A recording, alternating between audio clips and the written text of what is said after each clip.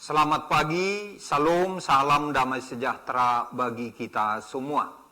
Bapak, Ibu, dan saudara-saudara, kita bersyukur Tuhan menghantar kita memasuki hari yang baru dan juga bulan yang baru.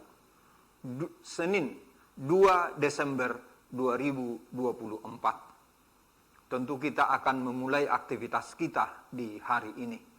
Namun sebelumnya, marilah kita mendengarkan firman Tuhan, dan untuk itu kita berdoa. Terima kasih Tuhan atas penyertaan-Mu bagi kami hingga pada hari ini. Tuhan, saat kami akan memulai pekerjaan kami, sebelumnya kami ingin mendengarkan firman-Mu. Terangilah hati dan pikiran kami dengan firman-Mu. Berkati firman-Mu bagi kami semua. Berkati kami yang mendengarkan firman-Mu, dan biarlah kami boleh melakukannya dalam kehidupan kami masing-masing. Di dalam nama Tuhan Yesus Kristus kami berdoa dan mengucap syukur. Amin.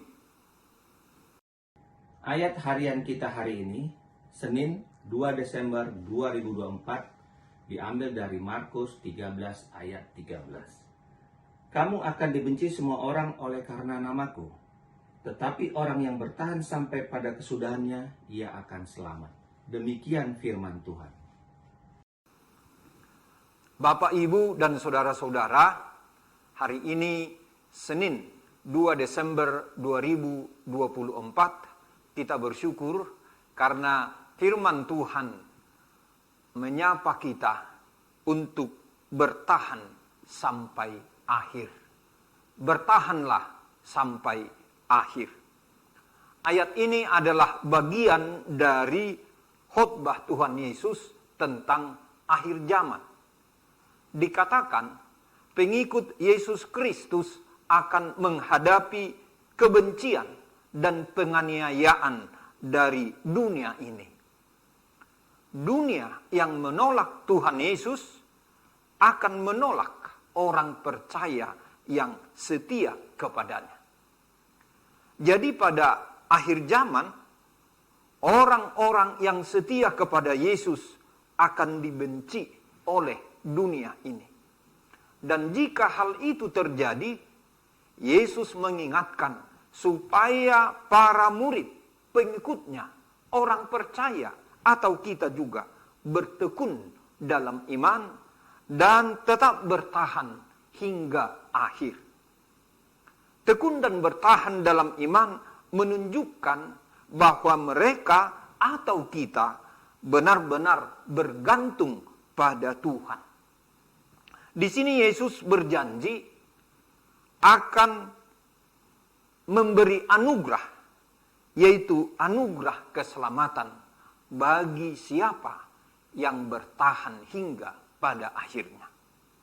Jaminan keselamatan yang dari Yesus ini memberi inspirasi dan dorongan kepada jemaat, kepada kita juga, agar tidak menyerah dalam menghadapi kesulitan. Mengapa? Karena akhir dari perjalanan iman kita, iman mereka sebagai orang percaya, adalah keselamatan atau kehidupan kekal. Bapak, Ibu, dan saudara-saudara, apa yang dapat kita renungkan dari firman Tuhan pada hari ini? Pertama, menyadari dan mengakui bahwa mengikut Yesus itu tidaklah mudah. Artinya, kita harus siap menghadapi tantangan, termasuk ketidakadilan, penolakan, dan penganiayaan.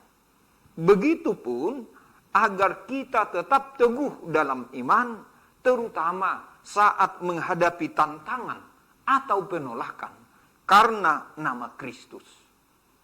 Berdoa dan membaca firman Tuhan menjadi kekuatan bagi kita untuk tetap bertahan dalam iman. Sebagai anggota jemaat, kita perlu tetap saling mendukung dalam iman melalui persekutuan dan penguatan rohani bersama. Dengan penguatan bersama ini, melalui komunitas, kita akan bisa bertahan dalam menghadapi tantangan iman itu. Yang kedua, perlunya ketekunan dalam iman.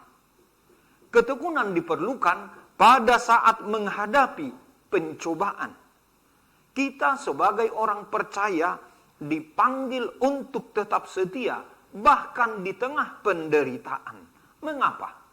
Karena ada janji keselamatan yang sudah disediakan dan akan dianugerahkan kepada orang yang setia dan bertahan sampai akhir.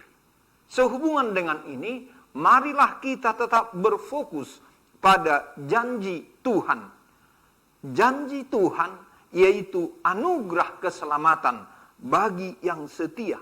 Dan sekali lagi, ini memberi semangat bagi kita untuk terus berjalan dalam iman. Yang ketiga, Bapak, Ibu, dan saudara-saudara, menjadi saksi bagi sesama tentang keselamatan. Maksudnya, walaupun kita menghadapi kebencian dunia, namun kita percaya bahwa kasih Allah dan janji tentang kehidupan kekal menjadi akhir yang indah bagi kita. Dalam hal inilah kita dipanggil untuk tetap mencerminkan kasih dan terang Kristus meskipun kita menghadapi kebencian. Kita tetap dipanggil untuk menunjukkan kasih dan pengampunan kepada musuh.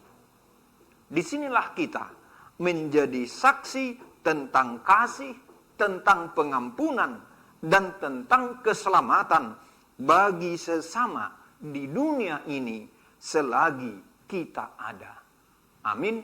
Selamat pagi, salam damai sejahtera, Tuhan Yesus memberkati. Kita berdoa. Terima kasih Tuhan atas firman-Mu yang boleh kami renungkan pada pagi hari ini. Biarlah kiranya firman-Mu memberi kami kekuatan dan juga sukacita. Tuhan, hari ini kami mengingat saudara-saudara kami yang dalam keadaan berduka. Kiranya mereka memperoleh kekuatan dan penghiburan yang dari Tuhan. Yang dalam keadaan sakit Tuhan, kiranya juga mereka boleh memperoleh pemulihan dan kesembuhan. Dan jika ada di antara mereka yang hari ini atau minggu ini akan menjalani tindakan dari dokter, kiranya itu membawa kebaikan, kesembuhan bagi mereka.